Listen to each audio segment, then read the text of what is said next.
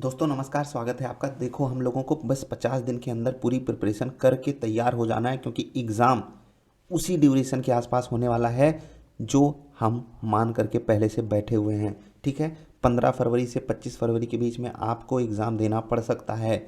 तो हमारे लिए बचे कितने दिन हैं? 50। इन 50 दिनों की पूरी स्ट्रैटेजी मैं आपको बताऊंगा। उससे पहले आपको बता देना चाहता हूं कि प्रिपरेशन हम लोग स्टार्ट कर चुके हैं, आप भी स्टार्ट कर लिए होंगे। जिन लोगों को केवीएस वगैरह का एग्ज़ाम देना है वो अभी उस पर फोकस रख सकते हैं, लेकिन जो प्रॉपरली ये हमारे इसको फोकस कर रहे हैं, जिन लोगों ने बीएड नहीं किया हुआ है, उनके लिए यही इकलौता ऑप्शन है। तो भाई साहब, अपनी जान झोंकने का समय यही है। 1.5 महीने बचे हैं आपके पास। अगर इसमें आपने प्रॉपर तरीके से अपना सब कुछ न्यौछावर करके ध्यान नहीं दिया तो मौका हाथ से चला जाएगा। और ध्यान किन चीज़ों पे देना है? सिलेबस पे। सबसे ज़रूरी पार्ट तो सिलेबस है।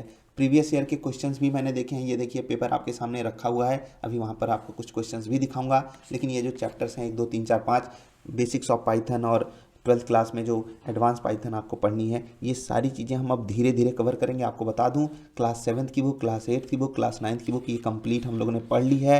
क्लास 10th की बुक में जो इंपॉर्टेंट चीज़ थी वो भी पढ़ ली। बस एक चैप्टर बचा है नेटवर्किंग, वो भी कल सुबह ख़त्म हो जाएगा। उसके बाद कल शाम से हम लोग ये वाली बुक स्टार्ट करने वाले हैं, जो कि है 11th क्लास की NCERT। अगर आपकी बेसिक्स नहीं क्लियर है, आपके बेसिक्स नहीं क्लियर है, तो आप जाकर के इन वीडियोज़ को भी देख लेना। अगर वहाँ पर आपको जो क्वेश्चंस दिए जाते हैं वो भी आपको नहीं आ रहे हैं, तो समझ लेना कि आप अभी काफ़ी पीछे हो। आपको उन क्वेश्चंस की प्रैक्टिस भी करनी चाहिए। वहाँ पर जो आपको PDF दी गई हैं वो भी आप अच्छे से देख लो, समझ लो, क्योंकि वो आपकी बहुत हेल्प करने वाली हैं। अब आगे मैं आपकी कैसे हेल्प कर सकता हूँ वो बताऊँगा, लेकिन पहले आपको कुछ बातें बता देना चाहता हूँ। एक टाइमलाइन, 21 तारीख को फाइनल एग्ज़ाम था, EMRS का ख़त्म हो गया। हम लोगों का एग्ज़ाम था 14 तारीख को। ठीक है, अब यहाँ पर EMRS क्या करेगा? EMRS देगा आंसर की। आंसर की कितने दिन में आ सकती है? 10 मैक्सिमम 15 दिन आपको वेट करना पड़ सकता है। हो सकता है यहाँ से, हो सकता है 1 तारीख को आंसर की आ जाए, हो सकता है 5 को, और ये भी हो सकता है कि 25-26 में ही आ जाए आंसर की। ठीक है, इसी 25-26 दिसंबर की मैं बात कर रहा हूँ, जनवरी में जाना ही ना पड़े। तो भैया कभी भी आ सकती है आंसर की। और आंसर की आने के बाद 3 से 4 दिन आपको मिलेंगे। उस पर आप जो क्वेश्चंस में डाउट लग रहा है उसको आप चैलेंज कर सकते हो। और जैसे ही ये सारी प्रोसेस कंप्लीट होगी, उससे 10 से 15 दिन के अंदर, यानी कि अगले 25 दिन के अंदर अंदर आपको रिजल्ट देखने को मिल सकता है। और रिजल्ट आने के विदिन 1 मंथ आपको पेपर भी देना पड़ सकता है।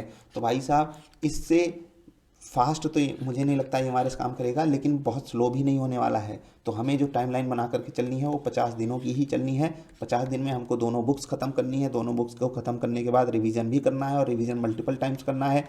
हर टॉपिक के ऊपर हमको एक ऐसी कमांड रखनी है कि हम उस पर एक डिस्क्रिप्टिव आंसर बढ़िया प्रॉपर तरीके से लिख सकें। तो उसके लिए एक हमें समझ डेवलप करनी पड़ेगी, और वही समझ डेवलप करने के लिए मैंने आपके लिए कई सारी चीज़ें करी हुई हैं। 7th 8th 9th की किताब फिनिश है, 10th की आधी किताब अभी तक फिनिश हो चुकी है। उसके अलावा आपको कुछ क्वेश्चंस भी मैंने दिए हैं, आगे भी आपको ये सारे क्वेश्चंस मिलेंगे PDF के रूप में।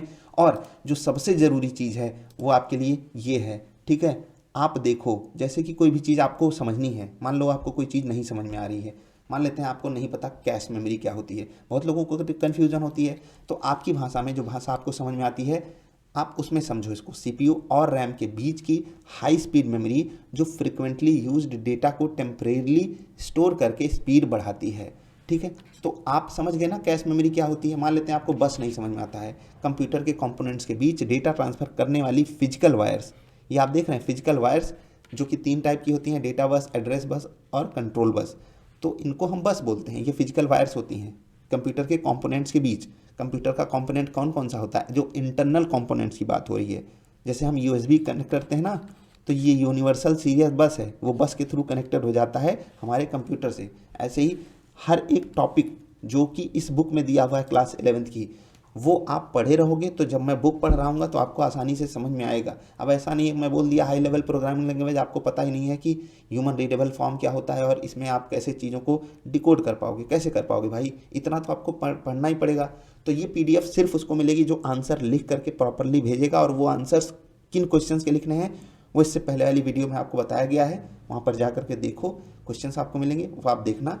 जो सीरियस कैंडिडेट है मुझे सिर्फ वही चाहिए, मुझे कोई ड्रामा नहीं चाहिए। आपको जो भी चीज़ नहीं समझ में आती आप यहाँ से समझ लेना। एक दिन लगेगा आपको प्रॉपरली ये PDF कंप्लीट करने में, उससे ज़्यादा नहीं लगना चाहिए, क्योंकि 70-80% चीज़ें आपको पहले से पता होंगी। जो नहीं पता है वो आप देख लेना। जैसे हेक्स कोड क्या होता है, कलर्स को रिप्रेजेंट करने का हेक्साडेसिमल फॉर्मेट होता है, RR, GG, BB, ये red red, green green, blue blue, यहाँ हम कलर्स के नाम डालते हैं ना, तो इसको हेक्स कोड बोलते हैं। साइफर आप देखो डेटा को कोडेड फॉर्म में कन्वर्ट करने का तरीका है, ठीक है। अनऑथराइज लोग ना समझ पाएँ, यही होता है ना, हम डेटा को साइफर टेक्स्ट बना देते हैं। बाकी एक एक चीज़ आप यहाँ पर समझोगे आपके काम आएगी। चैप्टर वाइज यहाँ पर दिया हुआ है, कोई दिक्कत नहीं है। लेकिन ये किसको मिलेगा, जिन्होंने तीनों दिनों के आंसर्स को लिख करके भेजा होगा। आप जा करके देखो, वो क्वेश्चंस भी ज़रूरी है, आंसर राइटिंग भी ज़रूरी है। आंसर राइटिंग करनी कैसे है वो भी मैंने आपको बता दिया है। तो इस वीडियो को मैं बहुत ही छोटा रखना चाहता था, और ये वीडियो अभी तक तो छोटी है ही, लेकिन कुछ क्वेश्चंस मैं आपको दिखा दूं। हाँ, एक चीज़ मैं आपको यहाँ पर बहुत पॉजिटिव हिंट देना चाहता हूँ कि इवन PGT का भी पेपर बहुत इजी हुआ था। यहाँ पर जो ICT पूछा गया था, मैं पिछले साल की बात कर रहा हूँ, इस साल की नहीं, वो भी इजी था, सिंगल पेपर था। तो सिंगल पेपर में जो चीज़ें इन्होंने पूछी थी ना, वो भी बहुत लो लेवल की ही पूछी थी, बहुत बढ़ा चढ़ा के नहीं पूछे थे। आप देखो, ये मेन इनका क्वेश्चन है, मेन सब्जेक्ट का क्वेश्चन है, ठीक है, ICT का क्वेश्चन नहीं है। और वहाँ पर भी एकदम ईजी चीज़ पूछ रहे हैं, चाहे SQL से पूछ रहे हैं, चाहे नेटवर्किंग से पूछ रहे हैं। देख रहे हो नेटवर्किंग से कितने इजी क्वेश्चन से इन्होंने पूछा है। इंटरनेट से भी देखो कितना इजी क्वेश्चन है। देख रहे हो नेटवर्किंग डिवाइसेस से, ये टेक्नोलॉजी देखो, देख रहे हैं कितनी बढ़िया है। बाकी और भी यहाँ पर काफ़ी सारी चीज़ें इन्होंने ईजी ही पूछी है, मैंने वही देखा था। आप देखो, ये देख रहे हो कितना ईजी है। ये देखो ये वाला क्वेश्चन, ये हल्का सा ट्रिकी था कुछ क्वेश्चन यहाँ पर।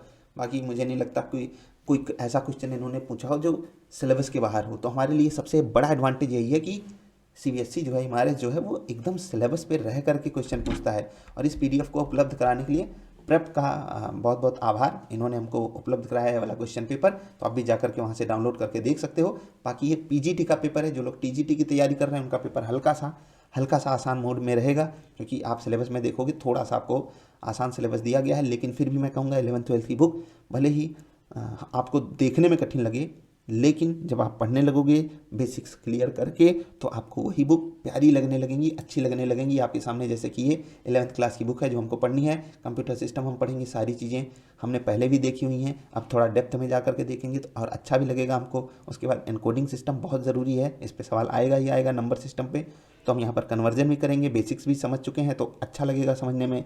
उसके बाद जो ज़रूरी है इमर्जिंग ट्रेंड्स, इस पर 2-3 सवाल आ सकते हैं, चाहे वो ऑब्जेक्टिव में आए चाहे डिस्क्रिप्टिव में आए। बाकी इंट्रोडक्शन टू प्रॉब्लम सॉल्विंग, यहाँ से हमारी कोडिंग की तैयारी हो जाएगी, और फिर हम पाइथन में जा करके स्टार्ट कर देंगे कोडिंग। और कोडिंग भी बिल्कुल बेसिक से स्टार्ट करके जितना एडवांस पाइथन ज़रूरी है एग्ज़ाम के लिए उतना एडवांस तक हम जाएंगे। उसके बाद DBMS वगैरह बचता है, नेटवर्किंग वगैरह बचता है, वो भी हम करेंगे ही। 12th क्लास की बुक में वो आपको मिल ही जाएगा। टपल्स हो गया, सोसाइटल इम्पैक्ट हो गया, ये सब वही हम देखेंगे, धीरे धीरे करके आराम से करना है। 50 दिन बचे हैं, ऐसा तो है नहीं 5 दिन बचा हुआ है, 5 दिन नहीं बचा है, 50 दिन बचा हुआ है। तो 50 दिन बहुत होते हैं।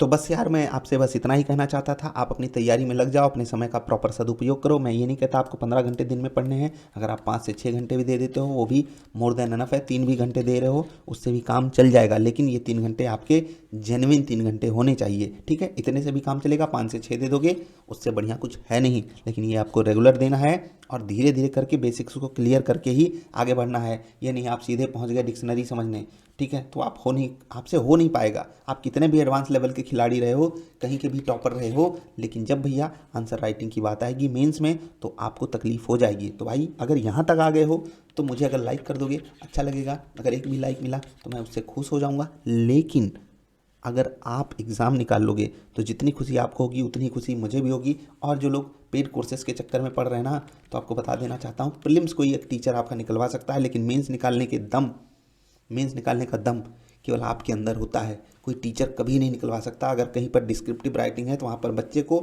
बहुत बहुत बहुत मैच्योरिटी के साथ पेपर को डील करना होता है, ठीक है। वो वहाँ मजाक नहीं कर सकता पेपर के साथ, और वो मैच्योरिटी सिर्फ पढ़ के आएगी। 3 घंटे 50 दिन लगातार मिनिमम पढ़ना पड़ेगा, मिनिमम, तब तो जा कर के आप वहाँ पर कुछ काबिल बन के बैठ पाओगे। अदरवाइज़ बहुत कुछ झेलना पड़ सकता है, आप उसके लिए तैयार रहो। आई होप आप समझ पाओगे। मिलते हैं फिर से ढेर सारी अच्छी और कमाल की वीडियोज़ में। जो पुरानी वीडियोज़ हैं उनको ज़रूर देख लेना, बेसिक आपका क्लियर हो जाएगा। नमस्कार।